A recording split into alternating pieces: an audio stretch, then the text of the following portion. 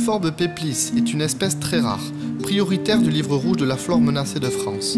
Selon des études dans les années 2000, elle aurait presque disparu de toutes les stations atlantiques, sauf en Vendée. On peut aujourd'hui l'observer à Tarnos. Cette plante vit exclusivement dans les milieux salés, et notamment les hauts de plage, milieux très durs qui subissent la force du vent et des embruns.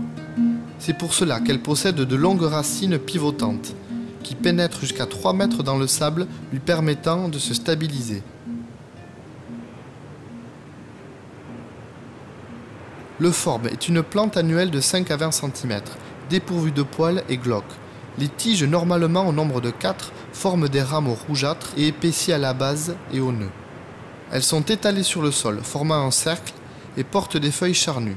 Celles-ci sont vertes foncées, opposées les unes aux autres et finement stipulées.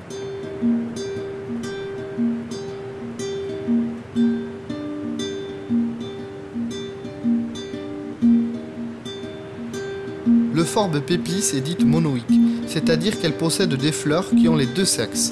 Les fleurs sont donc unisexuées, soit mâles, soit femelles. Elles sont solitaires et disposées à l'aisselle des feuilles dans la partie supérieure des tiges. Elles paraissent presque inaperçues si on ne fait pas attention.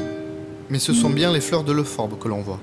Malgré cette spécificité, son pollen a toujours besoin d'être transporté par les insectes, mais sa sexualité et sa capacité de reproduction en sont facilitées. Le fruit est composé d'une capsule de 4 à 5 mm de diamètre. Elle est lisse, dépourvue de poils et contient des graines gris perle. Les capsules sont placées sous les feuilles pendant toute la fructification, puis à maturité, le pédoncule du fruit se redresse au-dessus du feuillage pour libérer les graines.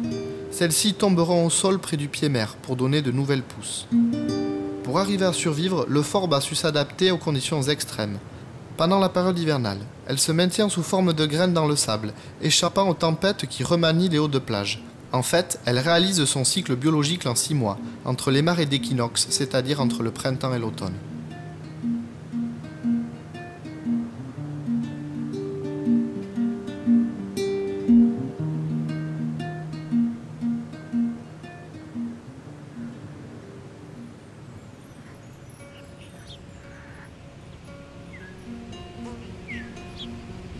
Chut, chut, chut, chut.